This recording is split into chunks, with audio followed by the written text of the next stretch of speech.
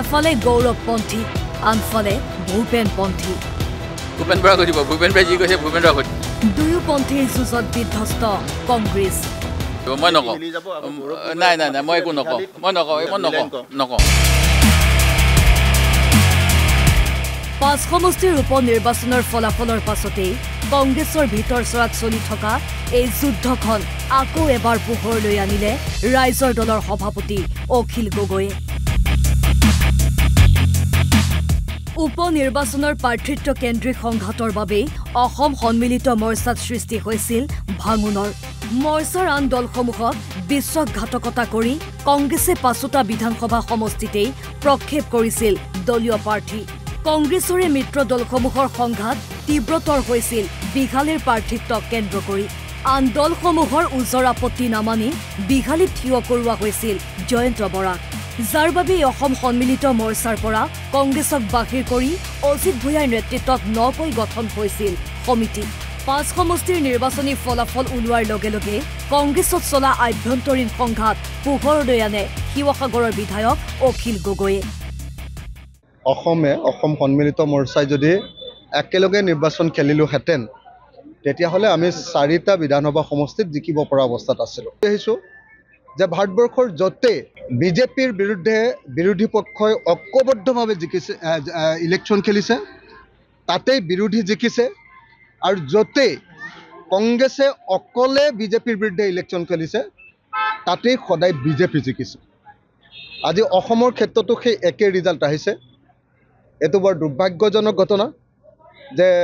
বেয়া খবৰ চাৰিওফালৰ পৰা আহি আছে কংগ্ৰেছে তেওঁলোকৰ ভিতৰুৱা সংঘাতৰ কাৰণে গৌৰৱ গগৈ আৰু ভূপেন বৰাৰ মাজত সংঘাতৰ কাৰণে কাজিয়াৰ কাৰণে আজি 5খন আসনত বিজেপিক জিকাই দিলে কংগ্ৰেছৰ সমালোচনাত মুখৰ হৈ উঠিছিল লুৰিণজ্যোতি গগৈও আমি বিৰোধী ৰাজনৈতিক শক্তিসমূহ এক হ'ব নোৱাৰাৰ ফলটো এতিয়া সকলোৱে ভুগিছে যে গণতান্ত্ৰিক ব্যৱস্থা এটাত ৰাইজে বেয়া পাইছে আমাৰ কথা নেতাৰ কথা দলবোৰৰ কথা সেইকাৰণে ৰাইজে লগ দিয়া নাই কোনোবাই যদি 9000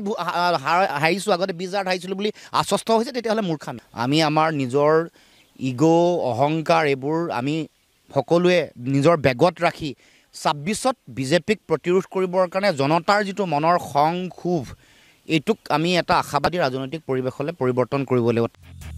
ইফালে অখিল গগৈয়ে কংগ্ৰেছৰ বিৰুদ্ধে অনা অভিযোগক নস্যাৎ কৰিছে বিৰোধী দলপতি দেৱব্ৰত শইকীয়াই কংগ্ৰেছত নাই কোনো আভ্যন্তৰীণ সংঘাত নাই ভূপেন গৌৰৱপন্থী মই উত্তৰ নিদিওঁ এই গোটেইবিলাক কথাৰ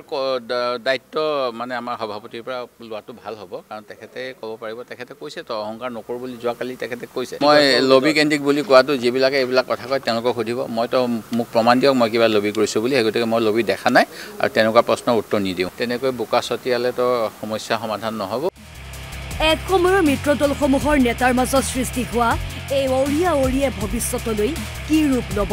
কংগ্ৰেছক আকৌ অসম সন্মিলিত মৰ্চাৰ অন্তৰ্ভুক্ত কৰাৰ ক্ষেত্ৰত অখিল গগৈ আৰু কংগ্ৰেছৰ এনে বাকযুদ্ধই অন্তৰায় হৈ থিয় দিয়াৰ সম্ভাৱনাও নথকা নহয়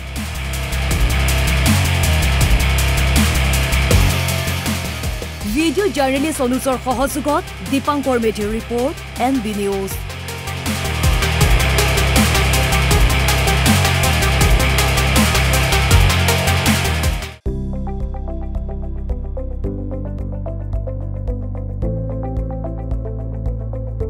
NB নিউজ